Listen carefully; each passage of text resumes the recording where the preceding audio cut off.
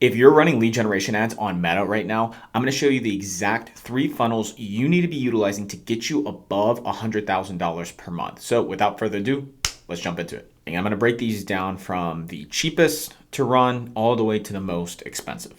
So the first funnel that you want to run as a lead generation company or to test is really the DM funnel.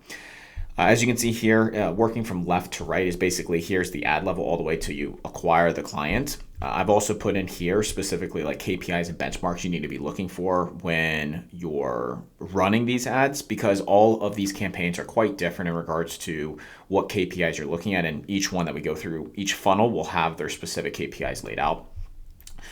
A DM funnel is basically where we run an ad where somebody will say, comment the word coach to get started. They click the word coach, and then that starts the initial message, where then you'll go into the DMs and say, for example, if you're interested in my fitness program, DM me the word coach below. They click the button, they DM the word coach, you have a conversation with them, got you, let's jump on a sales call, or let's jump on a call. That's where they book a call, and then that's where the sales call is conducted. So this is basically good for high ticket coaches or consultants. If you have literally like a brand new offer, you haven't tested it, you have very low funds, which I'll kind of get into the pros and cons of each of these, and for local service-based businesses as well. We're going to jump into another funnel that I feel like would probably be better suited for local service-based businesses, but if I had to pick out of all of these, high-ticket coaches or consultants, fitness coaches, if you have a high-ticket service product of over $1,000, I would definitely give this a shot initially to start.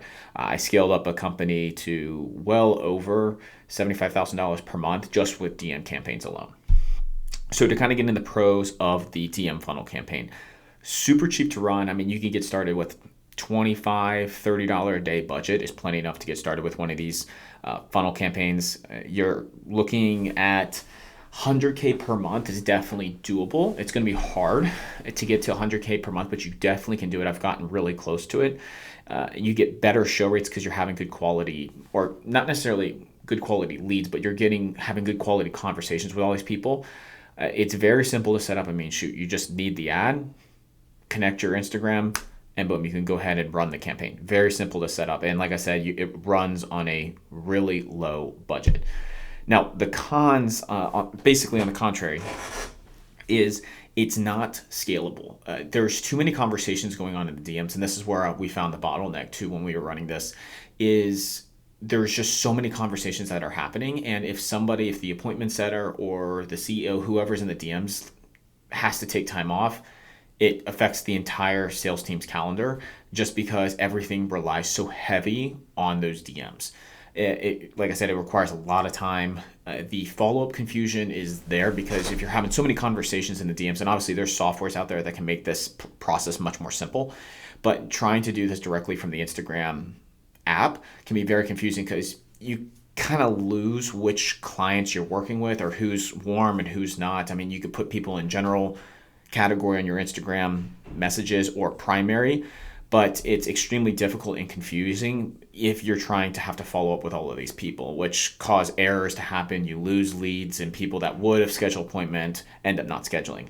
And then it's also harder to get the contact info, like phone numbers, emails, to put people in a drip sequence in order to retarget them later on, because you're relying on them to give you their information in order to book an appointment. Going into instant forms, these are where you're staying within the Meta app.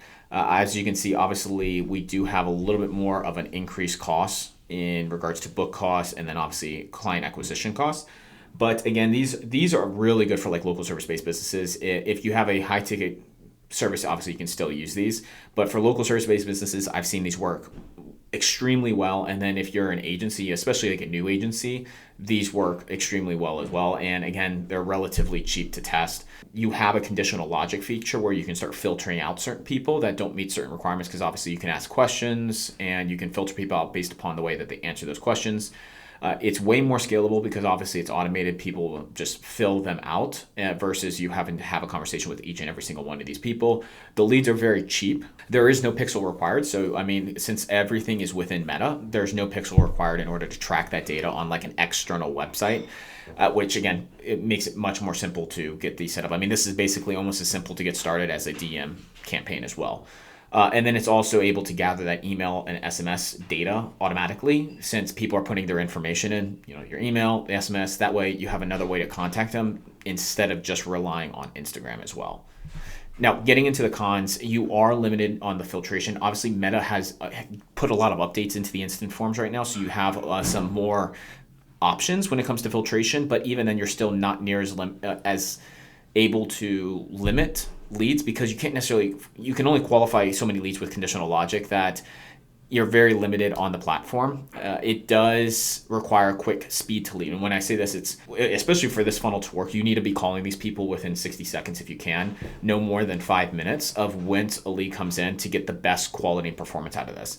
The lead quality can be way less, but again, it's because it's less friction. I always recommend when you're running ads, always start with as less friction as possible and then add friction.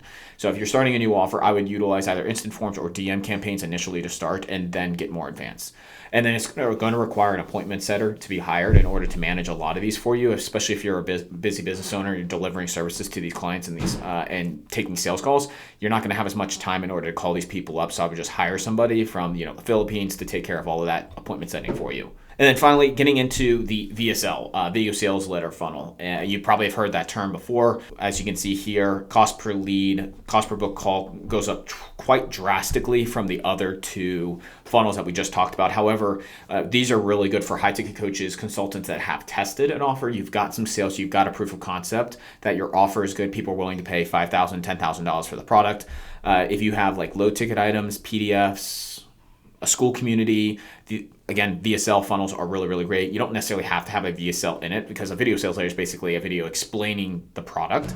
But you can also have just like a low ticket funnel, which is kind of similar to a VSL funnel, but it's obviously off the Meta app. And then if you're a more advanced agency, these are also great. SaaS companies, especially if your product requires kind of more of a deep dive explanation of why people need X product or X software.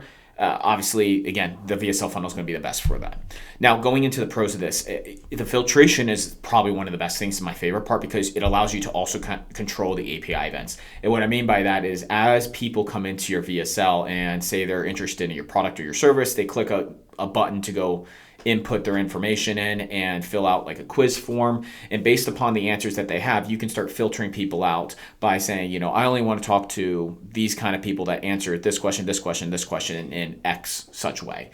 And only then will I send an event back to Facebook that they got me a booked appointment. So that way, now you can start controlling on exactly the kind of scheduled appointments or leads that are deemed good to you versus bad leads.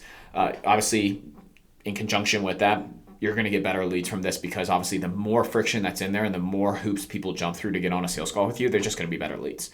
And it's very easy to scale these because, again, you're not relying on the output of an individual. You're relying just basically on the system that you have set up. And then once you test it and it works, yeah, you can scale this to the freaking moon, because your only limiting factor is really ad spend. Obviously, you are going to have some issues in regards to fatigue, but these can have tons of more variations and tests that you can run with it, or make the funnel in a way where it can kind of like bring life back into the funnel. But obviously your ads are going to probably have the most effect on that.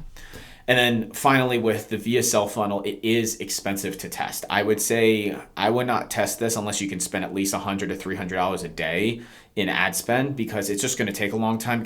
Like I said here, your cost per booked call is going to be anywhere between $100 to $600. Good chance.